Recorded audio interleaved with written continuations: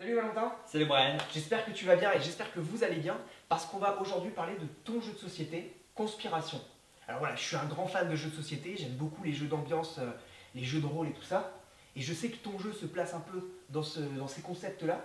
Mais voilà, on peut se poser pas mal de questions sur la mécanique, voilà, parce que le jeu est quand même assez complexe, il y a beaucoup de stratégies. Et du coup, tu es là pour nous expliquer et nous en dire un peu plus. Donc tout d'abord, voilà, essaye de nous présenter Conspiration. Conspiration en fait est un jeu de cartes qui va propulser le jeu en fait dans une ville fictive, en fait la ville de Finisterre, dans un univers que nous avons créé en fait. Dans cette ville en fait, c'est une monarchie et il y a un coup d'État, en fait un coup d'État des républicains pour avoir en fait une nouvelle république à la place de la monarchie. Et ce qui se passe, c'est qu'en fait, après ce coup d'État, il y a des factions en fait qui vont vouloir reprendre le pouvoir en fait, et on aura entre 3 et 4 factions dans une partie. Et vous allez vraiment, en tant que joueur, incarner en fait un personnage et avec ses forces, avec ses faiblesses, en usant de stratégies de coopération en fait, en regardant avec qui vous pouvez faire des alliances et avec qui vous devez trahir en fait, que vous allez pouvoir faire gagner votre seul et unique objectif, qui est de faire gagner votre faction. D'accord, donc de la stratégie, beaucoup de stratégie. Mais du coup, qu'est-ce que contient ce jeu? Alors ce jeu contient exclusivement des cartes en fait, parce que voilà, on veut en fait donner. Que ce soit le plus pratique possible en fait. C'est ça, Ouais. que vous pouvez jouer un petit peu partout en fait, puisque ça peut se jouer de 4 à 15 joueurs en fait, et qui donne en fait la possibilité de pouvoir jouer en fait à peu près partout et avec Ouais, le nombre de personnes que vous voulez. Bon bah du coup, essaye de nous expliquer voilà, comment se déroule une partie de Conspiration. Alors on va commencer par expliquer la partie qui se joue entre 7 et 14 joueurs. La clé en fait de Conspiration, c'est que vous incarnez un personnage. Donc on a 14 personnages et que sur chaque personnage a des points de vie en haut à gauche, des points d'attaque en haut à droite et un effet propre unique donc à ce personnage-là. Donc voilà, donc on en a 14. On a aussi une faction, et ça il faut bien comprendre, en fait, il faut bien garder en tête que votre but en tant que joueur, c'est de faire gagner votre faction. Tout le reste n'a entre guillemets aucune importance. Tant que votre faction gagne, vous gagnez la partie. Donc on a les républicains, dont leur but c'est d'éliminer en fait toutes les autres factions. Sachant que la ville est républicaine, donc être républicain C'est normal. c'est normal, ok. On a les satanistes, où leur but c'est de tuer un tiers des autres personnages. Être sataniste ce n'est pas normal, c'est un crime d'être sataniste. On a aussi des pestiférés, en fait, dont leur but c'est juste en fait de propager la peste à tout le monde et de semer le chaos, qui est donc aussi un crime. Et on a aussi les royalistes, qui sont suivis en fait par leur prince Hull, et dont le but des royalistes c'est d'envoyer tous les non-royalistes en prison. Et le but de Hull, c'est pas mourir. C'est-à-dire que si Hull meurt, les royalistes perdent la partie. Donc ça voilà, ça c'est pour la présentation des cartes. Et on rappelle bien sûr que voilà, chaque personnage a sa fonction ici, son pouvoir. Ouais. Et pareil, le rappel est là à chaque Ouais, fois tout sur la est- carte, tout est bien expliqué sur les Et cartes. d'ailleurs, dans les règles, il y a aussi marqué les personnages qu'il faut prendre en fonction du nombre de joueurs, les factions à mettre, tout est très bien tout est expliqué, quoi. À cela, je rajoute une troisième carte qui est la carte double jeu, qui est en fait le côté sombre de votre personnage. C'est-à-dire que vous allez pouvoir, par exemple, être un mage qui est républicain, mais vous allez aussi avoir une troisième carte qui va faire que soit vous serez innocent, c'est-à-dire qu'en fait vous allez pas avoir de mauvais côté sombre, mais vous pouvez être aussi un oracle, en fait, qui va rajouter des votes d'accusation vers plus tard. Vous pouvez être un voleur qui va pouvoir détruire des cartes, vous allez pouvoir être un espion, en fait vous allez pouvoir voir la faction de l'autre, ou un criminel. Petite particularité, c'est que si vous êtes le criminel, vous êtes seul contre tous. C'est-à-dire que si vous êtes criminel, il n'y a plus de faction qui compte, il n'y a plus rien, vous devez tuer. Pour lui, voilà, c'est lui, il doit gagner lui.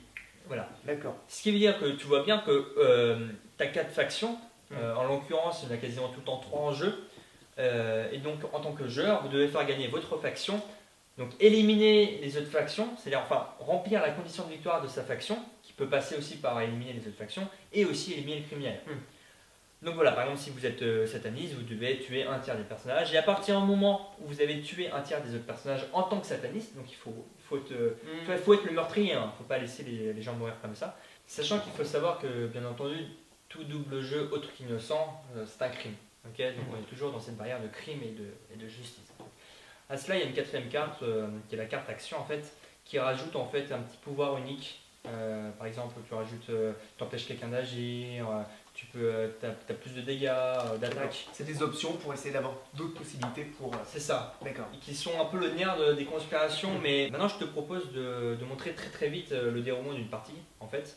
Donc voilà, donc là en fait tout le monde a reçu sa carte personnage, sa faction, son double jeu, ses cartes actions et tout ça. La phase commence, la phase conspiration. C'est ça, tous les joueurs ont leurs cartes et ils vont maintenant fermer les yeux en fait et ils vont se laisser guider par la voix du maître du jeu. D'accord, et juste par rapport à ça, justement, le maître du jeu, comment est-ce qu'il sait, voilà, est-ce qu'il aura une carte pour savoir comment il faut appeler Il aura un petit guide en fait où tu seras expliqué. Sur lequel il va dire alors les satanistes se réveillent, les satanistes se reconnaissent entre eux, puis le maire se réveille. Il a des étapes en fait à suivre qui donneront la phase conspiration. C'est ça. Ça permet à chaque joueur en plus d'être réveillé au moins une fois quasiment, puisque c'est assez diversifié, il y a plus de 350 combinaisons rien qu'avec les cartes de base en fait. Et parmi cette phase, il y a aussi une sous-phase assassinat qui donne la possibilité en fait à n'importe quel joueur de se réveiller et de pouvoir, selon ses points d'attaque et ses points de vie, assassiner d'autres personnes. Et tu te rends bien compte qu'en fait il y a une forme d'inégalité dans les cartes, parce que par exemple le garde il est en 4-4, 4 points de vie et points d'attaque, alors que le maire il est en 2-2. Oui. Donc en tant que maire tu peux pas assassiner le garde en fait, ou alors c'est très dur. Et c'est ce que le garde lui peut assassiner facilement. C'est ça. Mais assassiner c'est un crime. C'est un crime. Ce qui veut dire que le garde va avoir tendance à être beaucoup plus suspecté que le maire. Et inversement, en tant que maire, tu vas pas pouvoir tuer le garde par le crime. Et justement, tu parles là de suspicion et tout ça, et c'est là où en fait entre la deuxième phase, la phase tribunal. La phase tribunal, durant laquelle les joueurs vont devoir lancer des accusations envers les crimes commis. C'est-à-dire que être sataniste c'est un crime, être pestiféré c'est un crime, être républicain ce n'est pas un crime, avoir tenté d'assassiner c'est un crime. Et donc, tu vas lancer une accusation en mode Brian, toi en tant que garde, tu as voulu assassiner le mage. Là il y aura un vote. S'il y a plus de pour que de contre et que tu as effectivement assassiné le mage, le maître du jeu va dire oui, le garde a assassiné le mage, donc le garde tu meurs. Ou à l'inverse, si par exemple je ne l'ai pas fait. Par contre, voilà, si ça se trouve tu es une pourriture, ça se trouve tu es un sataniste, un voleur, mais tu n'as pas assassiné le mage, et ben tous ceux qui ont voté pour, ils vont en prison. C'est-à-dire que l'accusation doit être portée sur le vrai fait. C'est-à-dire que si par exemple il m'accuse d'avoir assassiné alors que je ne l'ai pas fait, mais même si je suis un sataniste, ce qui n'est pas bien, c'est un crime. S'ils se sont trompés, ça marche, c'est-à-dire que je reste. C'est eux qui sont en prison. Eux ils vont en prison, et en prison tu ne peux rien faire quasiment pendant un tour, et c'est comme ça que les royalistes gagnent d'ailleurs. Si tout le monde est en prison, les royalistes gagnent la partie. Et donc ces deux phases vont s'alterner, puisqu'après la phase tribunal, il y aura la phase conspiration. Qui va revenir petit à petit jusqu'à temps qu'une des factions ait rempli sa condition de victoire. Du coup, tout à l'heure, tu nous as un peu évoqué la partie à 7 joueurs, mais tu as aussi dit tout à l'heure qu'on pouvait jouer à 4 joueurs. Ouais. Est-ce que du coup tu peux nous expliquer un peu voilà, ce mode qui est un peu différent du coup, et qu'est-ce que ça change? Déjà entre 4 et 6 joueurs vous avez la possibilité de jouer sans maître du jeu en fait, parce qu'on est souvent en famille, on est souvent des fois entre amis, on n'est pas forcément 7 quoi. Ouais c'est ça, c'est vrai que c'est un peu la contrainte aussi du jeu, c'est d'être nombreux, mais là ce qui est bien c'est qu'on a un mode qui essaie de rétrécir tout ça. C'est ça. Alors beaucoup plus praticable. Le mécanisme de base est le même dans le sens où il faut faire gagner sa faction, sauf que vous avez que 2 factions, qui sera les royalistes et les républicains, et vous allez avoir 2 personnages par joueur.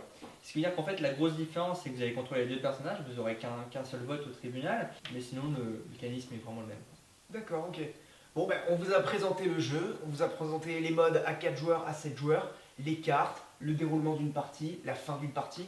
Je pense que voilà, on a essayé d'éclaircir en fait toutes vos questions que le jeu peut poser. On vous invite à regarder dans la description le teaser du jeu. Le jeu aussi est en cours de financement. Ouais, sur Ulule en fait. Voilà, pareil, on vous met le lien dans la description et on espère.